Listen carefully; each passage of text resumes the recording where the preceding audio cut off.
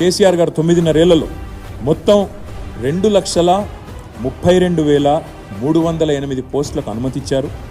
ఆ ప్రభుత్వం అన్నాడు మా ప్రభుత్వం నోటిఫికేషన్ ఇచ్చింది 2,02,735, భర్తీ చేసింది పూర్తయింది 1,60,083, భర్తీ దశలో ఉన్నది 42,652. ఏం చేశారు కేసీఆర్ గారు ఉపాధి కల్పన రంగంలో, ప్రభుత్వ రంగంలో? ఇది నేను చెప్పేది ఓన్లీ గవర్నమెంట్ లెక్కలు, గవర్నమెంట్ ఆర్ గవర్నమెంట్ అటాచ్డ్ మరి కార్పొరేషన్లు కానీ లేదా ఇతర సంస్థలు కానీ దానికి సంబంధించి.